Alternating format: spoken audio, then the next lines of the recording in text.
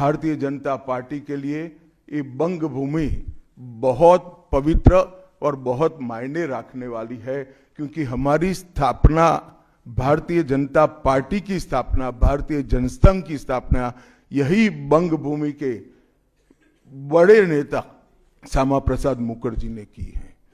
Bharatiya Janata party की स्थापना से स्वामी विवेकानंद और बंकिम चंद्र चट्टोपाध्याय, इनका अनुकरण भारतीय जनता पार्टी ने अपने सभी सिद्धांतों के अंदर किया है। मित्रों, आज जब मैं कह रहा हूं कि इस बार 26 के बंगाल के विधानसभा चुनाव में बंगाल में हमारी सरकार बनेगी, इसका मजबूत आधार भी भारतीय जनता पार्टी के पास है। मैं आपको 2014 से 2024 तक के चुनाव के यात्रा के परिणामों को बताना चाहता हूं।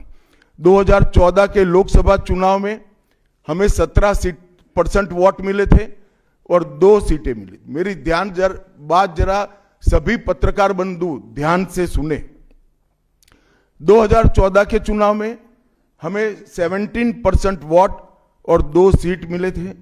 2016 के विधानसभा चुनाव में हमें 10% वोट मिले और विधानसभा की केवल 3 सीटें मिली थी।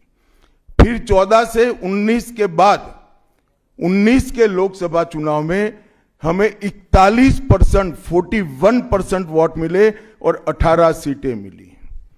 और 21 के विधानसभा चुनाव में हमें 38 वोट मिले और 77 सीटें मिली। ये बहुत बड़ा अंतर है। जिस पार्टी को केवल 3 सीट मिले थे, वो पार्टी 5 साल के ही अंतराल में 77 सीट प्राप्त करी। और इसका नतीजा देखिए, कांग्रेस, जिसकी एक प्रकार से स्थापना ही बंगाल से शुरू हुई, वो कांग्रेस पार्टी बिग जीरो पर पहुंच गई। और 34 साल तक शासन करने वाला कम्युनिस्ट गठबंधन भी एक भी सीट प्राप्त नहीं कर पाया और हमने मुख्य विपक्ष का स्थान प्राप्त किया। आज शुभेंदु जी मेरे साथ यहां पर बैठे हैं, वो हमारे प्रतिपक्ष के नेता हैं। 24 के चुनाव में भी हमने 39% वोट प्राप्त किया, 12% सीट प्राप्त की, 12 सीटें प्राप्त की। और 26 में हम निश्चित रूप से प्रचंड बहुमत के साथ भारतीय जनता पार्टी की सरकार बनाने